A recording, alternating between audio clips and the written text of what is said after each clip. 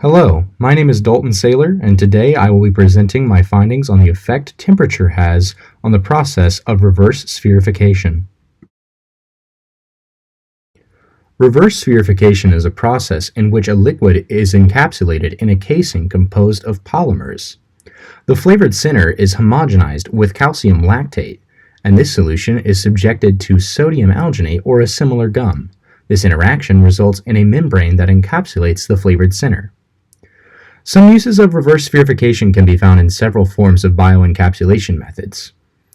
Examples include modern boba tea and gummy varieties of food and vitamins. The question I am hoping to answer is, will the temperature of the components which the beads are prepared in affect the bead rigidity? My expectation is that colder temperatures will result in more rigid beads due to the correlation between physical solids and cooler temperatures.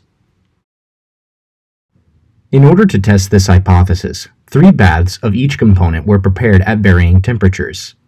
The same solution of the flavored juice and calcium lactate solution was used in each of the 3 baths. This flavored juice component consisted of 100 milliliters of apple juice, 1 gram of calcium lactate powder, and 0.65 grams of xanthan gum powder. Using a nosed bottle, this homogenized solution was dropped into a bath of sodium alginate to form the membrane. It was then moved to a reverse osmosis water bath to rinse, and then once more moved to a calcium lactate brine to form a more rigid membrane. This was conducted below room temperature using ice baths to cool the solutions, and above room temperature using hot plates. Once the beads were formed, a pressure test was conducted using an apparatus from the lab.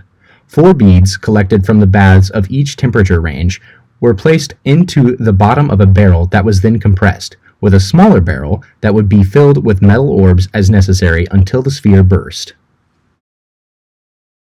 These were the resultant beads that were formed at each temperature range.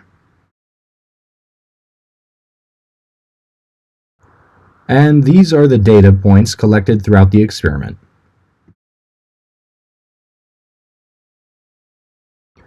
My initial expectations were not supported. My expectations were that colder baths would result in higher rigidity. However, the warmer baths resulted in the most rigid beads. A personal conjecture is that this is a result of the process of reverse spherification at a chemical reaction level happening more efficiently in increased heat.